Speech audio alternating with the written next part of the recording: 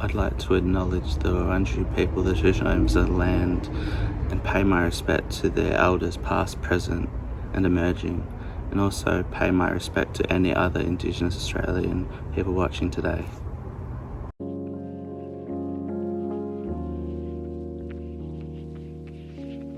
Okay, thanks to Patrick Taylor from the SSU for the acknowledgement of country.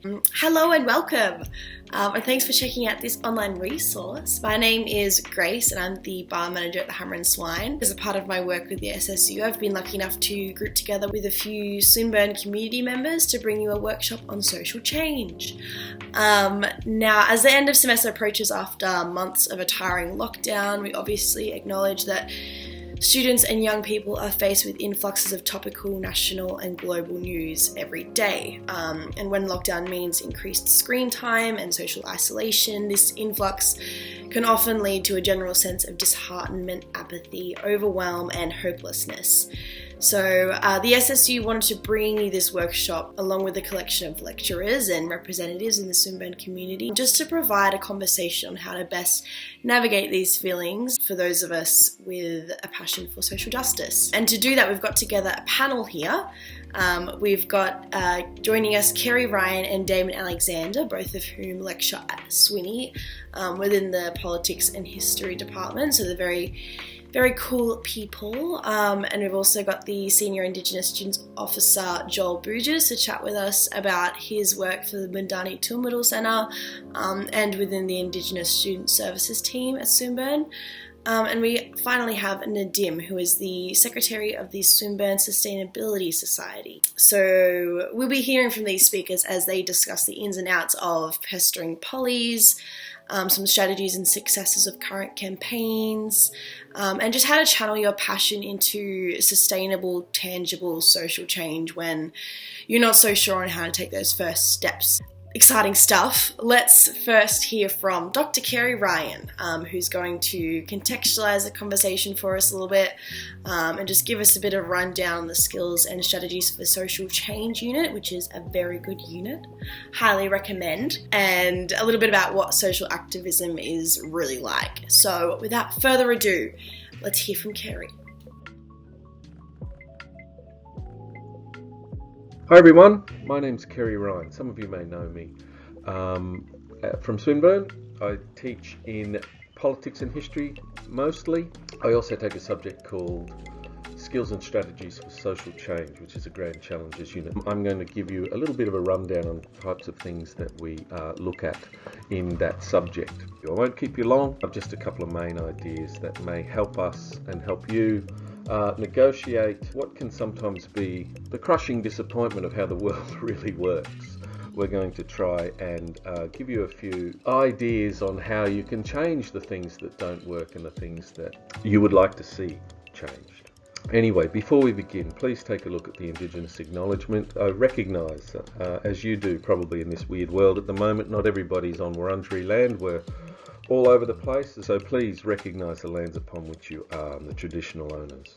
The note at the bottom does stand for this little presentation. One of the main points we like to make in the subject is that unfortunately change comes at a cost. They don't come for free. Change rights are not given up easily by those who have the authority and power to control who gets what. So I just wanted to start with this, with some of the notes on this slide here from John Ralston Saul, with this idea of rights that are not coming for free. He's talking about democracy here. It's a positive, creative evocation of our limitations of our reality. It's not natural. We created it and we put it in place. So when we're talking about some of the positives and the rights that we do enjoy, like a free and public education, that kind of thing, that was fought for. So that's the main point that we like to start people thinking about when we look at how we might change a world that we're not all that happy about. And these days we have these modern tools of ways of sharing information, like your social media and whatever else you use, that has such amazing capabilities and connectivity. So we're potentially at least more informed than we've ever been. one of the main points also is that awareness, it's not enough to just talk about things. So awareness of an issue doesn't really change anything, and I've got that sort of graphic at the back there. One of the examples given by one of our guest lecturers in the subject was, when you ride past a hospital, the cancer ward, and you see out the front the oncology nurses and staff smoking away out the front. Awareness is not always, it doesn't stop there. At some point, the rubber has to hit the road, so to speak, and you have to turn awareness into action. We, in the subject, we kind of look back and see how people have done things to help their situation or help the situation of others. As I said, with the way the world is at the moment, we can sometimes be very disheartened by how it's all going, and the endless stream of information, that's not always great in many ways, because we know a lot about how unjust the world can be. But as I said, there is hope and optimism and those kinds of things, because we know all the major big changes in human rights have been successful because of a shared struggle and hard work. So one of the main contributors to this idea that you do have options is a theorist called Gene Sharp, who in 1973 wrote his PhD thesis, I suppose, and his famous book, collection of books. But there are lots of methods that you can employ to, along with your friends, and he's talking about things like sit-ins, all sort of non-violent sort of activities. Of course, at university, we're not going to advocate for violence. His conception of power is a bottom-up one, that we control the people, the citizenry. We are the power, and as long as we realise it and as long as we organise ourselves well, we can influence what those in positions of authority do. So let's move on. So what does activism for social change look like? It looks like this. If you watch the news, it looks like violence. It looks like, pot smoking hippies yelling at coppers. So we all know this, that the media will often portray activists and people trying to get things to change as these kinds of people who haven't really got much to contribute. So what is activism really like? It usually looks more like these kinds of very organised movements and famous figures like Gandhi, who inspired Gene Sharp. Rosa Parks here, another famous person. Rosa wasn't the first one to stand up on a bus. The 14-year-old kid had done it earlier. But at the Rosa Parks event that we know, it wasn't just a spontaneous and random event. It was well planned, and that's what we're trying to get at in our subject. That planning and hard work gets you where you need to be. But solidarity with friends as well, and you can see these three activists sitting here in unimaginable. This is 1963 in the US, again civil rights lunch counter sit-ins. You can see those three people there under unimaginable duress. This kind of, the solidarity of those people sitting there and hard-fought struggle. Right. So this is Charlie Perkins, an Aboriginal Australian activist who emulated some of the events in the civil rights movement in the US by taking it to the people in Australia with the Freedom Rides through Western New South Wales in 1965 to bring to light that Australia had these problems as well. So what we know about activists, you've got Greta here and Nina. You can't pigeonhole them into a bunch of pot-smoking hippies or whatever. Success is rarely to do with luck. It's more about working hard and working with people and sharing resources. Grace gave me a question at the start of this, gave us a question about how do we sort of avoid preaching to the choir when people with power, status and resources and privilege to make change aren't really listening or willing to listen. As I said, people in those positions don't just give up rights and give things away. The short answer is you make them listen. How do we make them listen? With collective action. We look after each other and we do our study and we campaign on the basis of, we stand on the shoulders of giants. We don't just make it up on our own. What we do in the subject is we look at whatever your issue might be. We look at how you might identify stakeholders in the issue. So I'm just making one up here. Let's say it's Spring Carnival coming up and you're not mad about horse racing because every year they seem to lose horses and you think it's cruel. So what you would do is you would take that issue and apply some of these things we've learned. You identify the stakeholders in the issue, the winners and the losers. Who's winning from this business? Who's losing out? Is it the animals, obviously? Who benefits from leaving things where they are? The status quo is not something you're happy with. The other thing you need to do is find out where the power is. Who is the power? Where the power is? What is the power? Is it economic power? Is it political power? Is it corporate power that's keeping you or keeping society from benefiting from your idea that we need to change these things? And if it's political power in the elected sense, then perhaps you need to target the voting public for your issue. You map your allies and your opponents, the people who are going to help you out and the people that are going to come at you. You work with your allies and their strengths, and you find your opponent's vulnerabilities, as I said. Important to set specific achievable goals and design a campaign to realise them, to give you some sort of hope that change can happen and it's not all just doom and gloom and horrible. A positive spin, if you like, on where we are going. We can do it. So, to avoid burnout and to avoid this crushing weight of doom and gloom, you need to be patient. Change doesn't come easily. It comes incrementally often. It can come quickly too, but you need to be ready for it. You lean on your allies. Don't try and reinvent the wheel. As I said, people have gone before you. Okay, thank you for this opportunity. I've gone way too long. I hope to see you around campus soon, next year at least. Bye-bye. Thank you for the opportunity. Big thanks to Kerry for his awesome knowledge and his input in this discussion. Some really interesting ideas there from that unit for people to take away with them. Just, highlighting that fighting for rights and change doesn't come easy, and the importance of teamwork and collaboration. And also learning from activists and campaigns in the past to shape our future approaches. All very valuable stuff.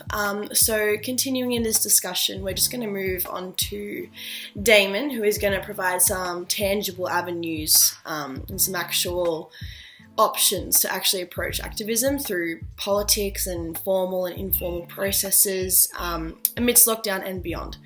So I know this is not a live resource, but it's fun to pretend it is. So over to you, Damon.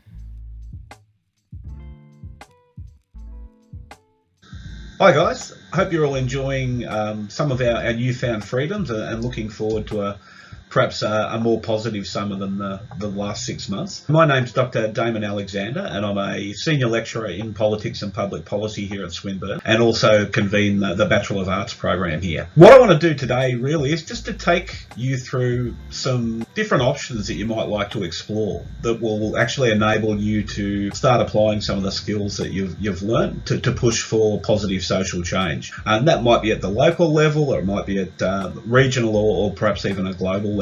You've got lots of different options, and sometimes it's hard to actually think about what you might actually be able to do in a practical sense. So the idea of today's session is just to try and give you a few options that you might like to consider, and so you can actually sort of set yourself up and start making a bit of a contribution. Now, having been talking to students over the last 25 years since I've been teaching, particularly in the arts and politics field, I think there's a reasonable feeling that a lot of students are really keen to get involved in social issues and to make some sort of a contribution, but either don't have the confidence or are a little bit daunted, I think, by the actual size of the challenge when we look at a lot of these fairly complex issues. I think part of the problem that puts people off as well is a general disillusionment with politics. Across the course of your degree, I think some of us as academics are so good at pointing out the problems, it can actually put students off from getting involved in formal politics, or engaging with the political process, which isn't a great thing. There's a sense that I'm just one person and that there's not a whole lot that I can do on my own. There's a bit of a sense that I'd love to do it, but I'm really busy and I just haven't got the time or the resources to make a contribution, and I can sort of just step aside and let other people sort of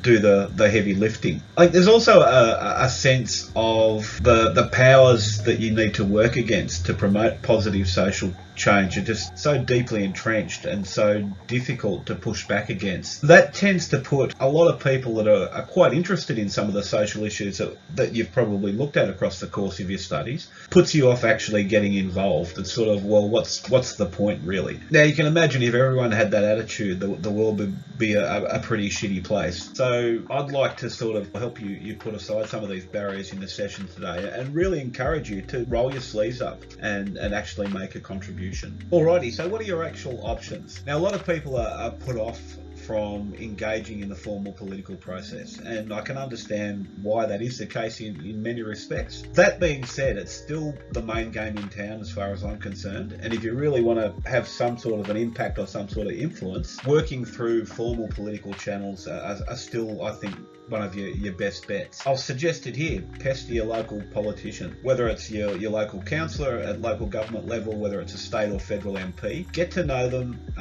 Don't be afraid to knock on their door or to shoot them through an email or to go and see them in their office. We quite often sort of put MPs up on pedestals, which is interesting because we also sort of like to kick them to death as well. But they are very ordinary people and they're really open to having a chat. So that would be one sort of starting point you might want to consider. Party politics is on the nose with a lot of people as well. But once again, if you want to have an impact, working through political parties, from my perspective, and once again, this isn't something all my colleagues would agree with, is one avenue that can be quite productive. Membership in political parties has fallen off a cliff, so it's actually not that hard to get in and to make a bit of an impact at the local sort of branch level. Something that's a little more open perhaps for those of you that aren't that confident or don't want to sort of dirty yourselves by being involved in party politics.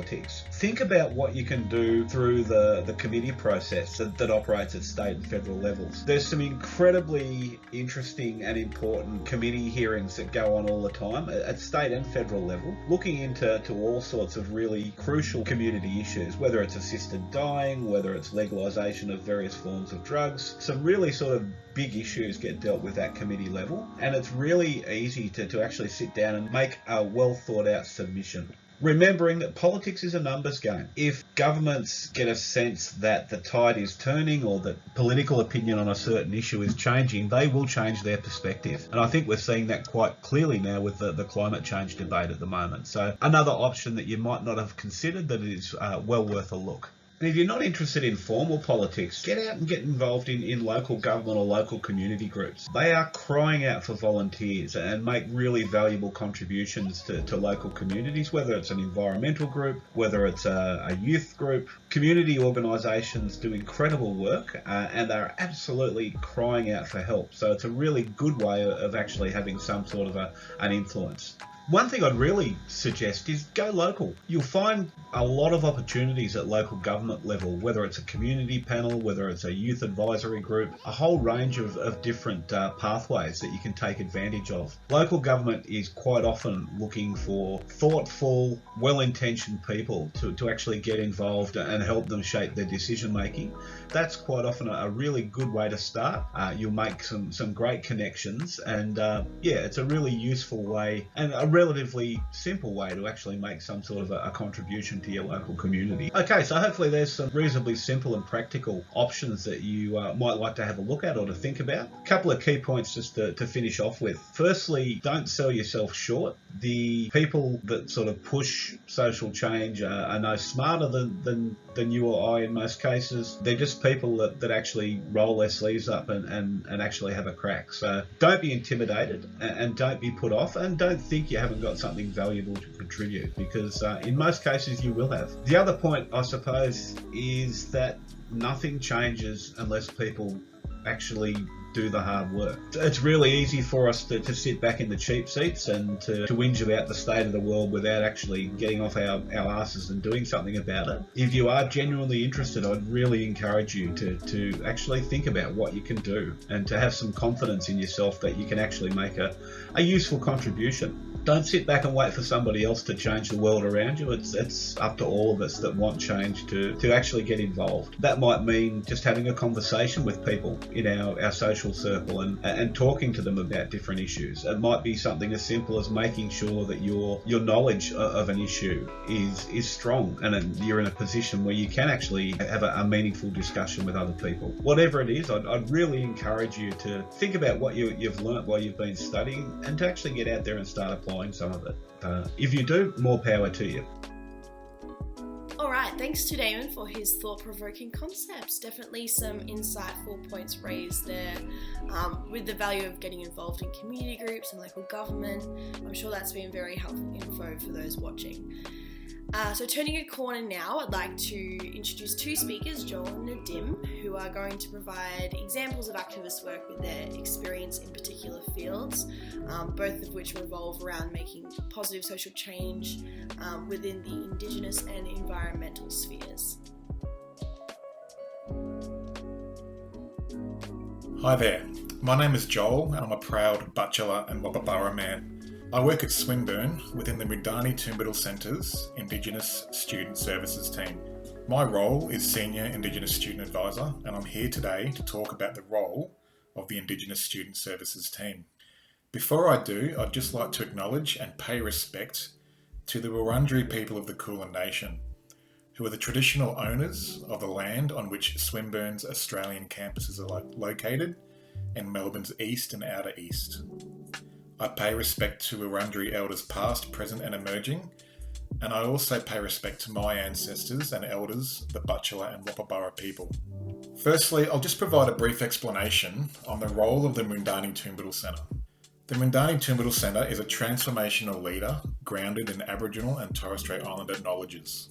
Mundani Toombittle Centre, or MTC, was established in 2018 and is responsible for all Aboriginal and Torres Strait Islander matters at Swinburne, including student services, that's my role and the role of my team, teaching and learning, research, staff, culture, engagement and governance. Mundani Toombittle translates to embracing teaching and learning in the Woiwurrung language of the Wurundjeri people. MTC is committed to institutional transformation where Aboriginal and Torres Strait Islander self-determination and knowledges are the foundations on which Swinburne leads educational change. So within the wider MTC, the role of the Indigenous Student Services team is to provide support and self-determining services to Indigenous students. Swinburne has a large cohort of Aboriginal and Torres Strait Islander students enrolled across many course levels and types. To give you an indication on numbers, there are approximately 130 students enrolled in face-to-face university courses from bachelor degrees and up to including postgraduate courses. There are close to 500 students in VET courses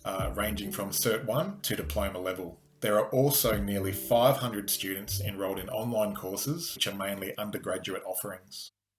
And the primary goal of the Indigenous Student Services team is to empower Indigenous students to be in control of their own studies and to successfully complete their chosen course or area of study. The Indigenous Student Services team provides advice and support to Aboriginal and Torres Strait Islander students throughout the life cycle of their post-schooling education pathway. This means we provide guidance to Indigenous students from pre-enrolment through to course and subject selection. We also provide advice and opportunities around Indigenous-focused scholarships. So any Indigenous students that engage with our team can access support, course advice and course planning, volunteering, career and job network opportunities, internship opportunities, academic tutoring, leadership and advocacy and representation between faculties, departments and schools. The team proudly plans and delivers cultural celebrations, including NAIDOC Week, Reconciliation Week and Sorry Day. And we achieve this by delivering diverse and creative events, including art workshops and competitions, weaving workshops, cultural tours, and other culturally expressive activities. Indigenous students are invited to participate in annual events, including the Indigenous Nationals, which is an intervarsity sporting competition. And this is an example of a past achievement that our team is very proud of. We won the 2019 basketball competition when the Swinburne Indigenous team travelled to the University of Western Australia in Perth for the Indigenous Nationals competition. And most importantly, the real impact we believe the Indigenous Student Services team has is by achieving, creating and maintaining positive and impactful relationships and connections with the students we work with. So the ability to work consistently with students and to see their growth and achievements is what drives us and what makes us proud. I'd really like to encourage anyone watching this to learn more about local Wurundjeri culture and Aboriginal culture across Australia.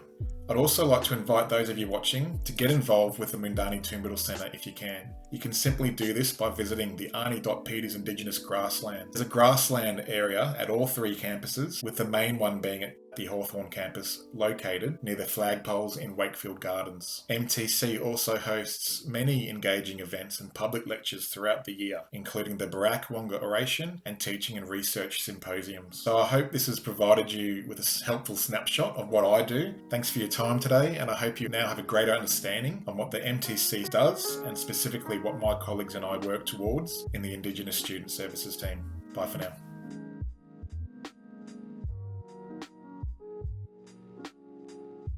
Hey everyone, my name's Nadim, or for those who are familiar with some of Swinny's clubs, I'm Dimmy, the committee member on the Pop Culture Club, and more importantly to this seminar, the Secretary of Swinburne's Sustainability Society. For this segment, I'll be chatting about some of the strategies in which we've been trying to encourage social change and social action throughout the pandemic, some of the goals that we've gained and that we have moving into 2022, and how you can help us make an impact in the field of sustainability. Now, as you'd all know, the transition to moving things digitally has been a pretty tough one, not only for just the clubs, but for Swinburne as a whole. Now, our Sustainability Society has had an entire calendar's worth of in-person events that were planned, which had to be replaced on a real short notice. But thankfully, this hasn't stopped us from trying to engage in social change, and it doesn't have to stop you either. Now, one of our most efficient strategies towards this, which you can use yourself at home as well, has been through social media platforms, which almost everyone's on nowadays, be it Instagram, through Facebook, or even our Discord.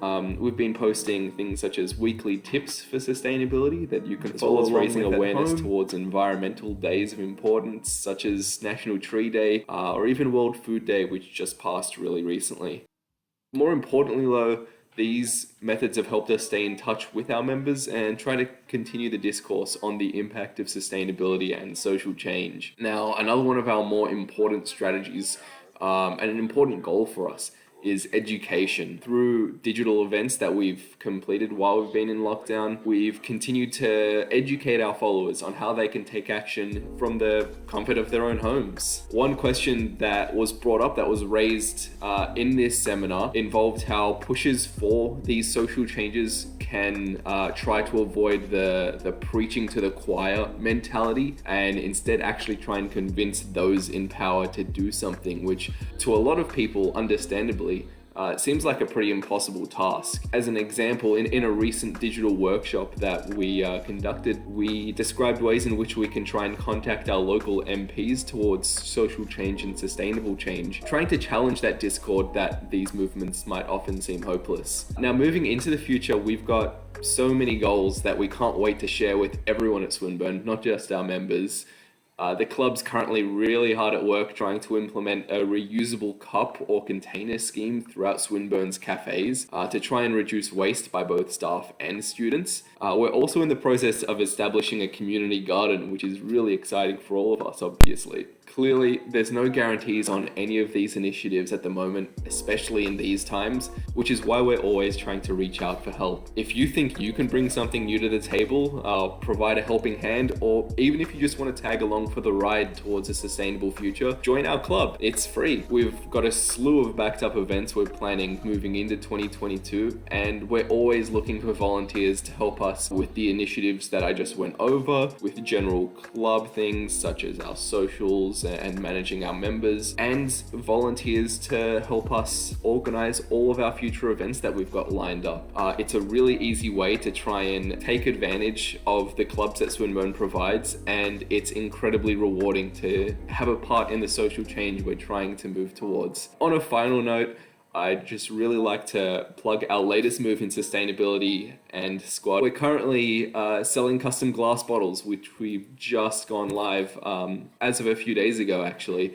We'll be donating all profits to the Australian Conservation Foundation, which is a really important charity, I believe. And you can find them on our club page. So if you go to Swinburne Student Life and search up Swinburne Sustainability Society, you'll find it right under our club. Thank you so much for your time, and I hope as many of you that can will join us as we move towards a sustainable future. Thank you so much.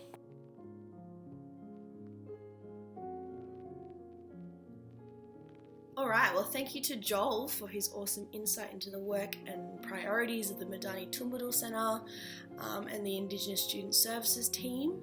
And also thanks to Nadim for illuminating some really cool strategies that the Swinburne Sustainability Society have used throughout lockdown, like social media and digital events and all that, which have allowed them to persevere with their club's efforts, I guess. I think it's important to see those actual tangible examples within our Swinburne community, so that's some good stuff there. So that brings us to the end of the workshop. Wow, we hope this discussion has been informative and helpful to the student community, and thanks again to our speakers today for our conversation. Hopefully hearing from everyone has highlighted all the possible ways to approach change as a young person today and how you yourself can get involved, and obviously the importance of student engagement with activist work and how far you can really go with just a little bit of passion and collaboration and teamwork. So exciting stuff. And if you'd like to engage in any further conversations, feel free to contact the SSU via the details in the description box below. So thanks again for watching. We'll see you soon, I guess, in person, which would be good. Take care of yourselves. Bye.